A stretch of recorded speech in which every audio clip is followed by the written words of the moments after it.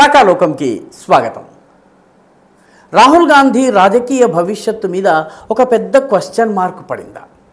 2024 ఎన్నికల్లో మోదీ విజయము ఖాయమైపోయింది. మోదీ స్వయంగా చెప్పడమే కాదు, ప్రపంచ దేశాలు కూడా ఈ విషయాన్ని అంగీకరిస్తున్నాయి. ఎన్నికల గురించి తెలిసినటువంటి ప్రతి వాళ్ళు ఈ మాట చెప్తున్నారు.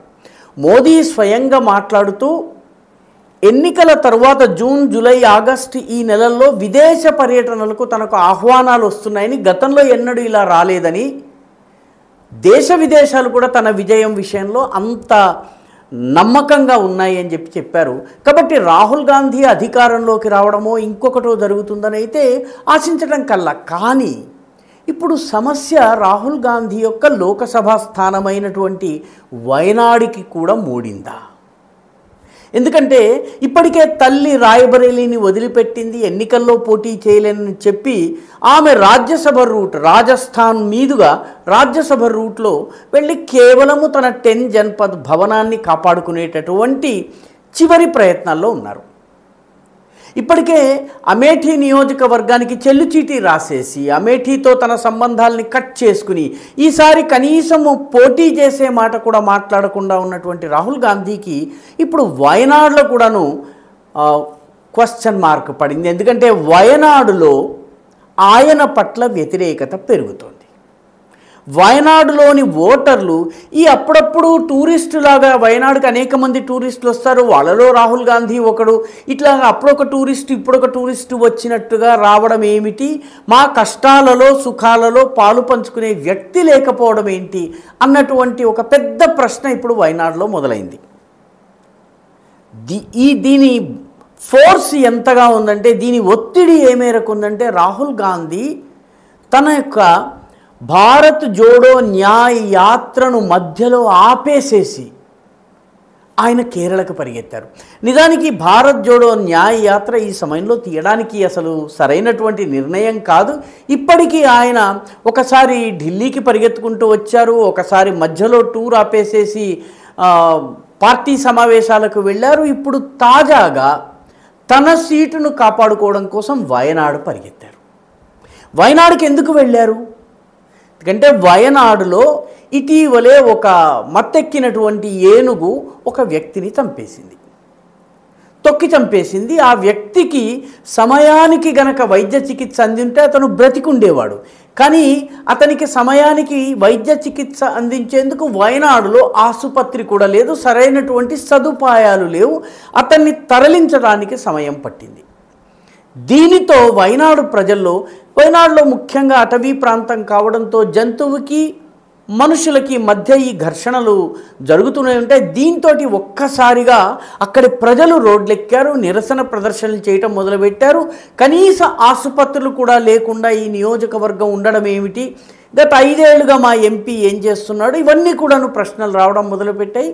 చివరికి అక్కడ ప్రజల యొక్క ఆగ్రహాన్ని చూసి అధికారంలో ఉన్న వామపక్షము, నిన్న మొన్నటి వరకు అధికారంలో ఉన్న కాంగ్రెస్ పార్టీ, ఈ రెండూ కూడా బంద్ ప్రకటించాయి.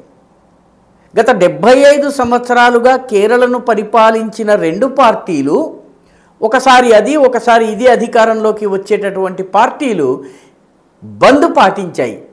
వయనాడులో జరిగిన సంఘటనకి వ్యతిరేకంగా. వయనాడులో జరిగిన ఈ సంఘటన తర్వాత జైరాం రమేష్, రాహుల్ గాంధీ ఇప్పుడు యాత్ర చేయాల్సిన సమయం కాదు, ముందు వెళ్ళి వయనాడులో ఉన్నటువంటి ప్రజలను, బాధితుల్ని పలకరించి రావాలి అని చెప్పి ఆయన ట్విట్టర్ ద్వారా సూచించినటువంటి మరుక్షణం రాహుల్ గాంధీ గారు తన యాత్రను ఆపుకుని హఠాత్తుగా వయనాడుకి వెళ్ళారు.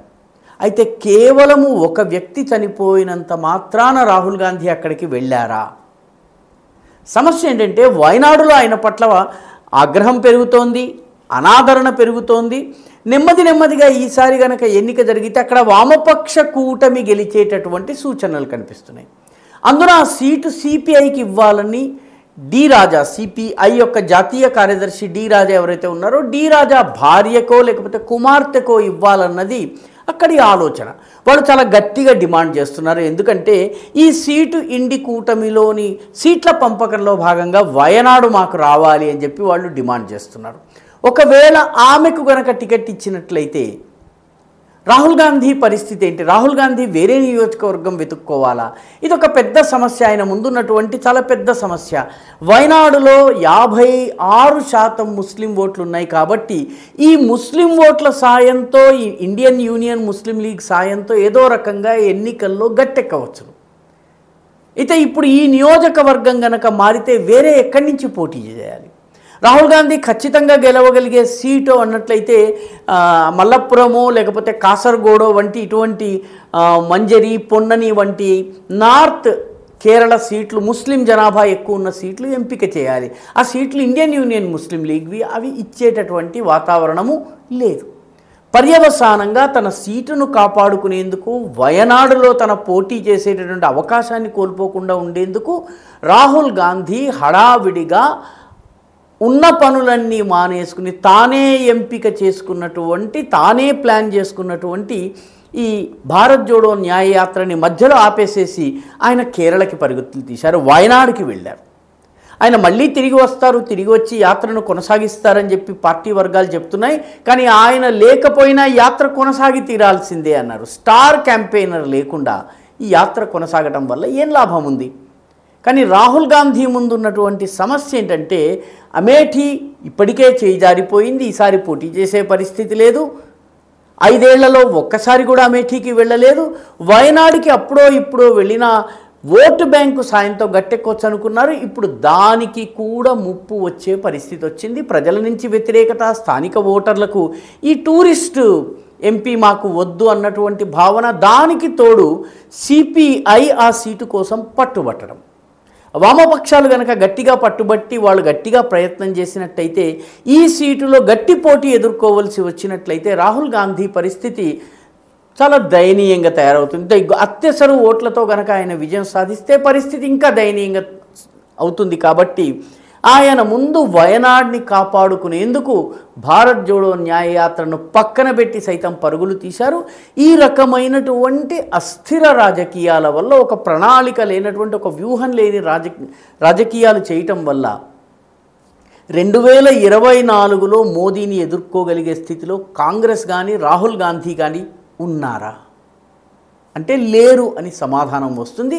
2024లో ఏదో రకంగా పార్లమెంట్లో ప్రవేశిస్తే చాలన్నటువంటి లక్ష్యానికి మాత్రమే రాహుల్ గాంధీ పరిమితమయ్యారా అన్నటువంటి సందేహాలు ప్రస్తుతం కలుగుతున్నాయి. ఈ వీడియో మీకు నచ్చినట్టయితే లైక్ చేయండి, షేర్ చేయండి, ఈ ఛానల్కు సబ్స్క్రైబ్ చేయండి. మీ అభిప్రాయాన్ని కమెంట్ల రూపంలో తప్పనిసరిగా పంపించండి.